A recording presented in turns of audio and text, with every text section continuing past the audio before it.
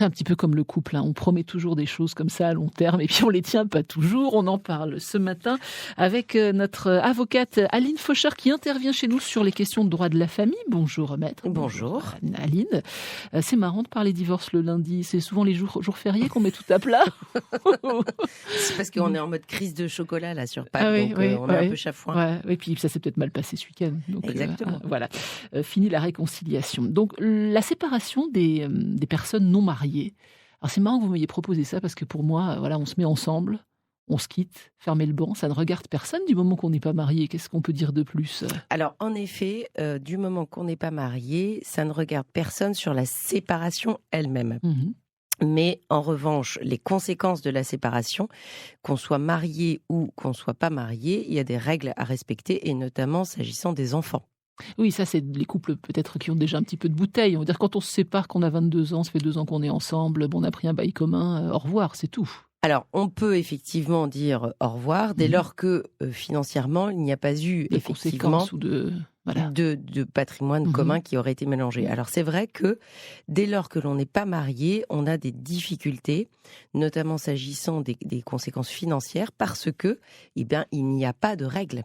Oui, c'est ce que Il disent n'y souvent a les notaires. absolument pas de règles. Et donc, finalement, lorsque l'on a financé les travaux dans l'appartement qui appartenait à l'autre, parce qu'on a été sympa, qu'effectivement on était ensemble depuis 5-7 ans et qu'on s'est dit qu'on serait ensemble encore toute la vie, il peut y avoir des conséquences financières assez importantes. On peut avoir ouvert un compte joint, Ouais. on peut avoir acheté ensemble. Ouais. Mais quand on n'est pas marié, on n'a pas de communauté. Alors les concubins ignorent la loi ignore les concubins. Je ne sais pas qui est à C'est ça, l'origine de exactement. cette phrase, souvent répétée par nos notaires ici sur France Bleu, mais c'est ça. En C'est fait. vrai, exactement. On peut faire de petites colonnes, marié, pas marié, Oui, et puis voir les différences dans la séparation. on peut. Bon, allons-y. Alors, c'est vrai que les notaires sont à même de répéter ici qu'il vaut mieux juridiquement être marié parce que ça protège. Mhm.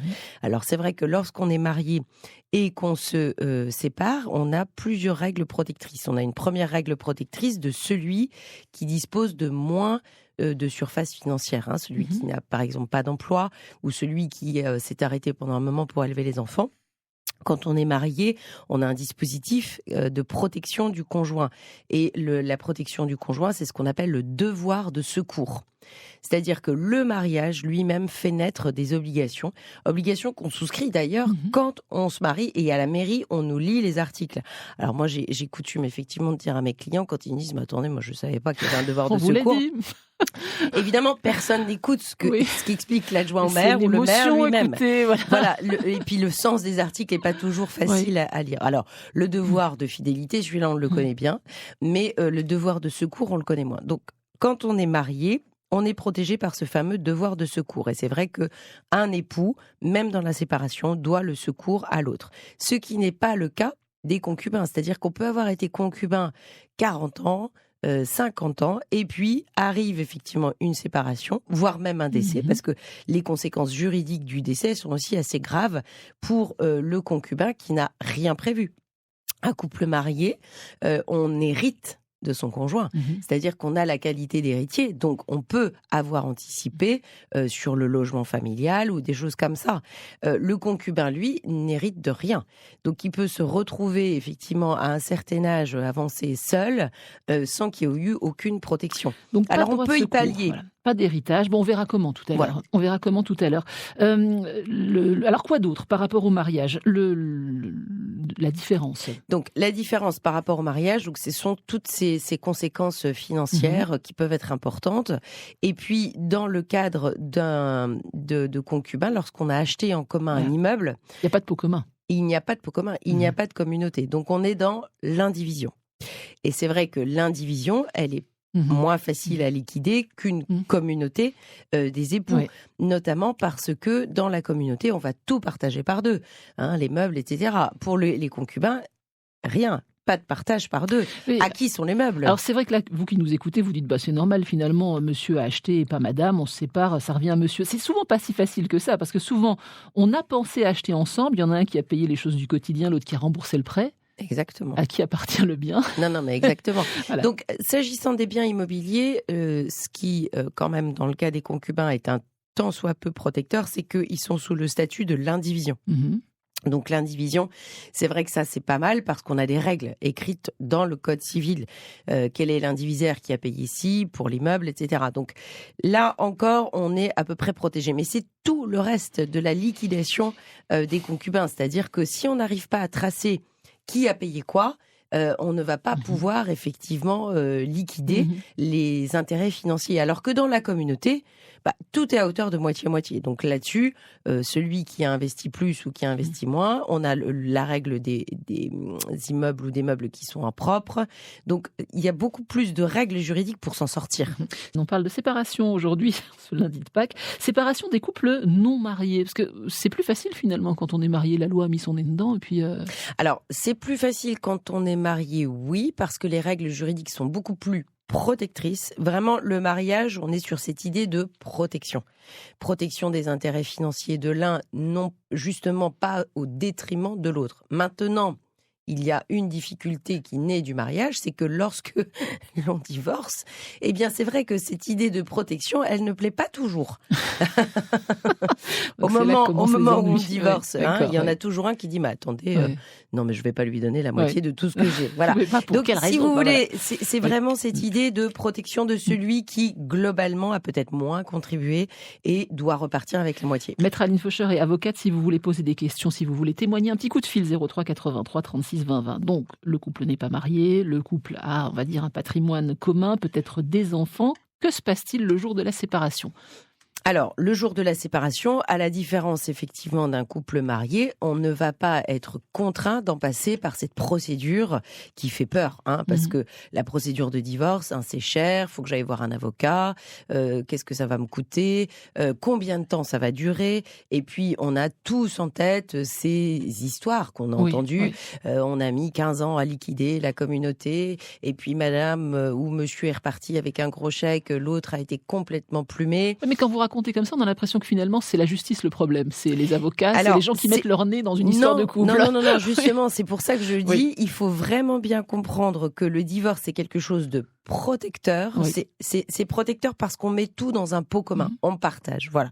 L'idée du divorce, c'est l'idée du partage. Alors, c'est une idée, comme je l'ai indiqué tout à l'heure, qui est très séduisante. Au moment même où on se marie, on a 20 ans, on n'a pas d'argent, on n'a pas de biens, on n'a rien du tout. Et effectivement, ce devoir de secours, de toute façon, ça nous passe au-dessus de la tête parce que, évidemment, qu'on n'y est pas. Mais en revanche, 30 ans après, quand ce devoir de secours prend une toute autre figure et que il y en a un qui effectivement est plus argenté que l'autre, là, il n'a plus trop envie, en principe, parce que quand on se sépare, c'est que ça va mal. Donc, on n'aime plus autant l'autre et on n'a plus autant envie de le protéger. C'est cette idée du divorce qui, effectivement, n'est pas séduisante. Et c'est pour ça que les gens disent, si j'avais su, je ne me serais pas mariée, parce qu'ils n'ont plus envie de partager. Mais ce qui veut dire que si on n'est pas marié et qu'on se sépare, il va y avoir un perdant. Alors, si on n'est pas marié et qu'on se sépare, le perdant, c'est celui qui se retrouve un peu désargenté, qui a eu la chance de partager pendant 30 ans et qui, au moment du divorce, plus de partage. Et alors là, celui-ci, il se retrouve vraiment dans une situation extrêmement précaire. Et quels sont ses droits ? Il n'y a pas de droit ?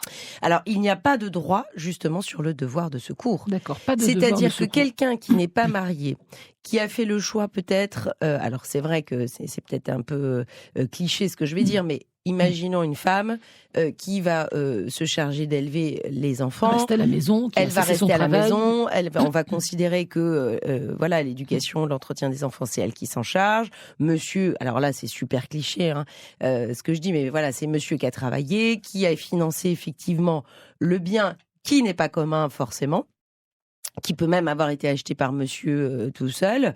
Et monsieur et madame décident de se séparer, alors pour de bonnes raisons. Là-dessus, il n'y a pas de difficulté, mais madame, elle se retrouve à la porte du logement familial.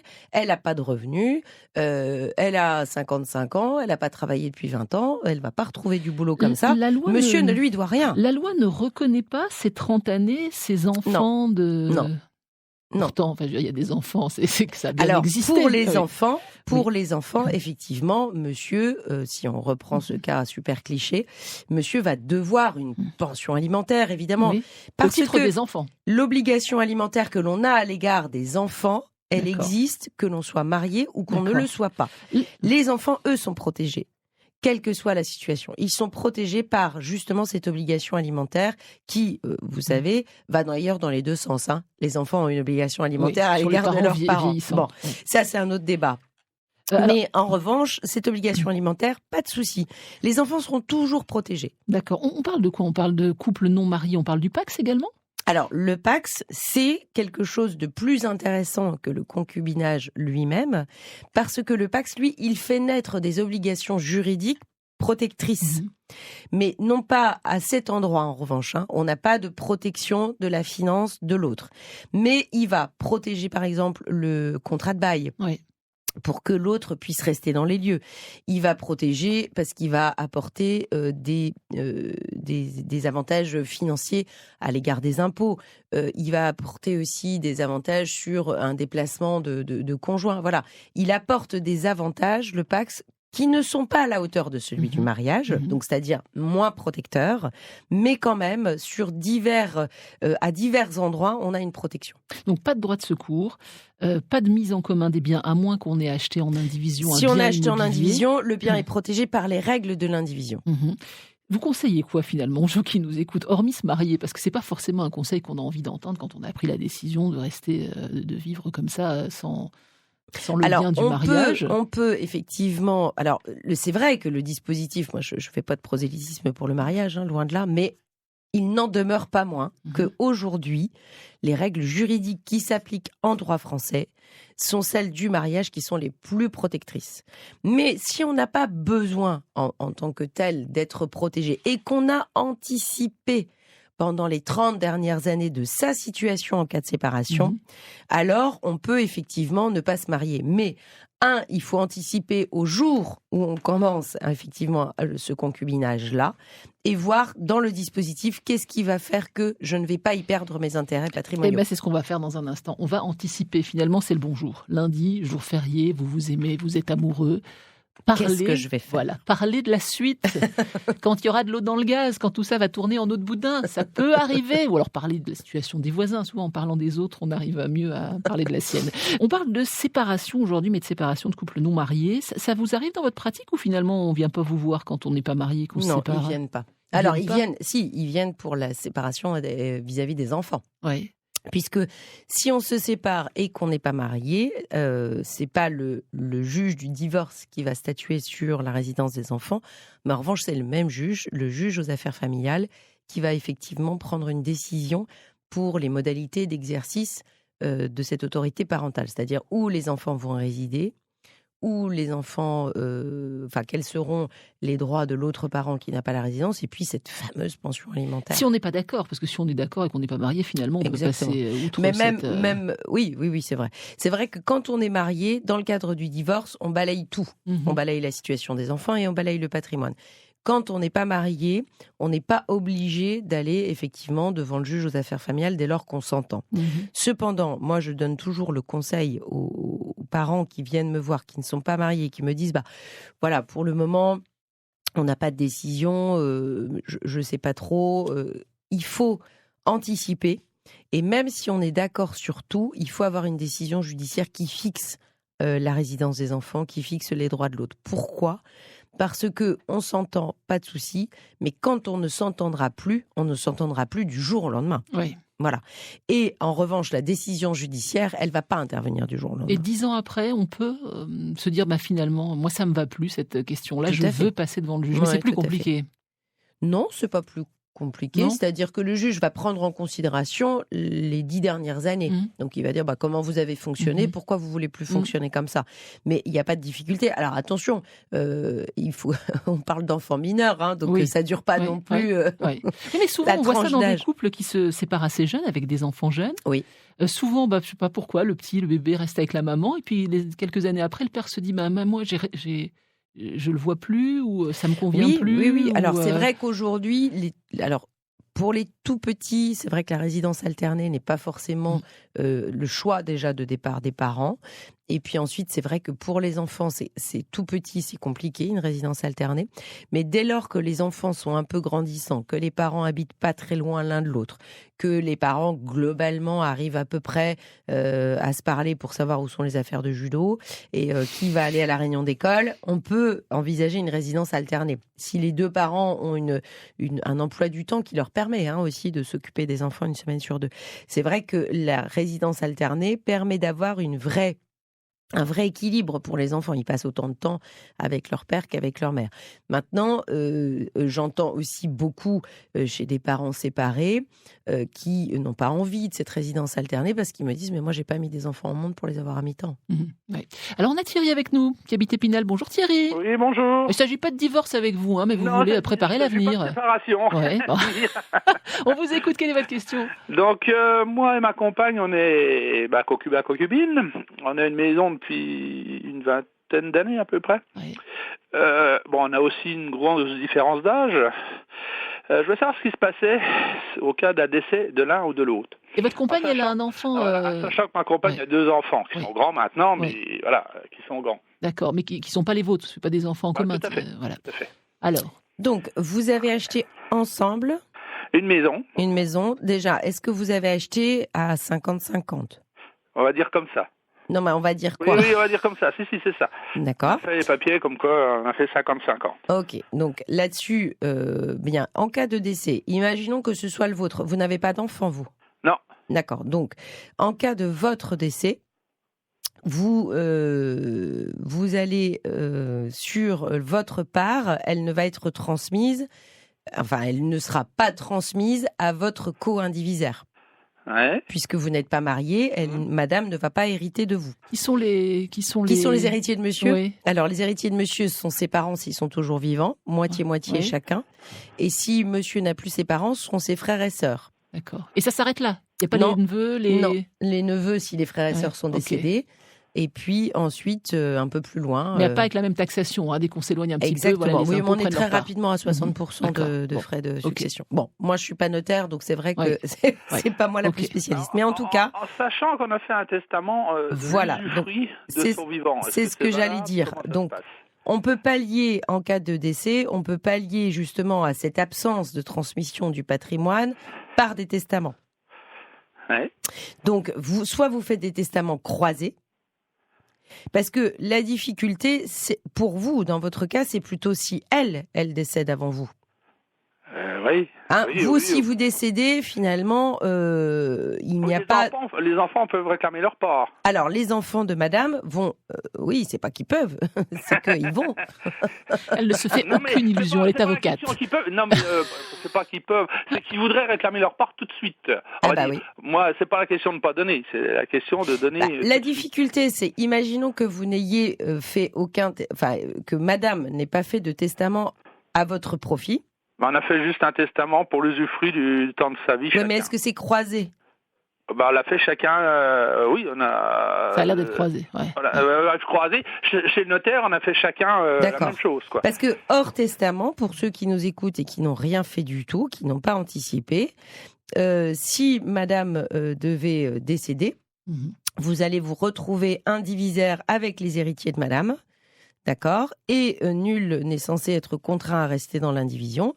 Si vous n'avez pas la faculté de racheter la part de madame auprès des héritiers, la maison peut très bien être vendue et chacun repart avec sa part. Bon, le conseil qu'on peut vous donner, Thierry, c'est de vous marier.